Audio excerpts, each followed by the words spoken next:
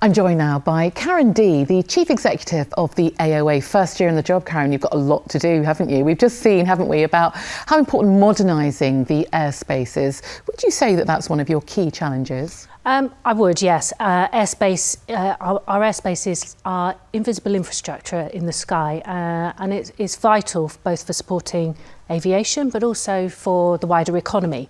But our system's pretty old and we need to get on and modernise that, because I think if we don't do that, the risk is that by 2030 we think that as many as 1 in 3 flights from the UK could be delayed by up to half an hour, which is not good news. But as well as tackling those delays, if we modernise the system, there's some real brilliant benefits that can come as well, both in terms of reducing carbon emissions and also reducing noise for communities. So it's really key that we get on and deliver those improvements. It's an exciting industry to be part of, isn't it? I mean, aviation being so central to the way that our economy works, but it's not just about aviation. Other industries benefit as well, don't they? Yeah, the UK aviation is a huge success story. We contribute nearly £1 billion a week to UK GDP. We employ more than 1 million people, and actually the sector generates around 10 billion in tax revenues. But actually, more important than that, we're an enabler for the wider UK economy. So we connect businesses to both existing and their emerging markets, and that's both for their goods and for their people. And obviously, not to forget, we have a really crucial role in supporting and providing the key link to the UK's very vital and very successful tourism industry. So really important role that we play. And possibly a victim of its own success going forward. If you think about the noise that's created around the capacity issue, that London will be full to capacity in 2030 with other regional airports reaching capacity in 2040, is enough being done to prepare for that moment? Well, you're quite right. It was the government's forecast that suggested by 2030 all London airports will be full, and as you say, beyond that, Birmingham, Bristol, Manchester, by 2040, many of those airports will be full as well. But actually, aviation is such a success that we're already seeing passenger numbers outstrip those forecasts. So, for example, last year, 270 million passengers travelled through UK airports.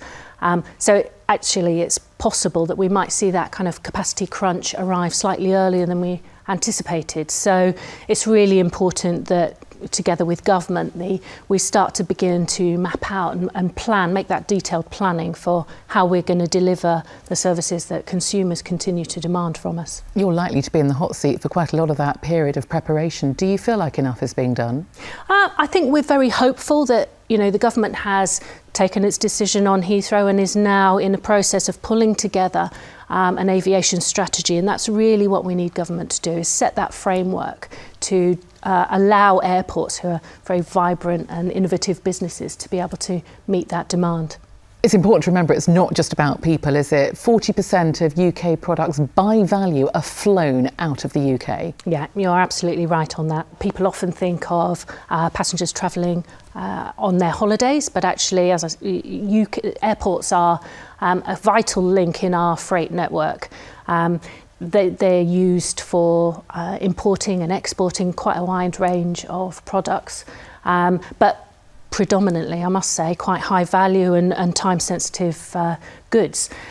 So if we want to continue for the UK to be a sort of global trading network that the government says it wants to be, then we've really got to make sure that freight, that cargo, can move in an efficient and effective way. And that's the only way we're really going to be able to encourage businesses to come and base themselves in the UK. You've got a lot of challenges, haven't you? Back to passengers for one final question for you. You referred to the figure, 270 million passengers passing through our airports every year.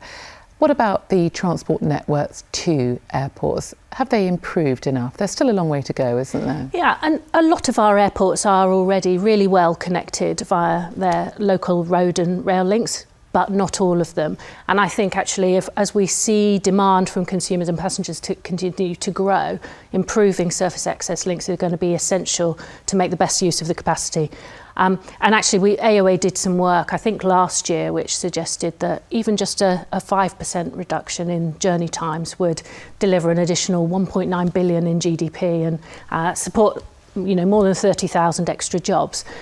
So actually that's another key element that we hope will come from the aviation strategy, is working with government to highlight how can we deliver those improved links to ensure that airports can continue to service the passengers that want to use them. Well, we wish you all the luck in the world with the challenges you have ahead of you. Karen D, thank you. Thank you.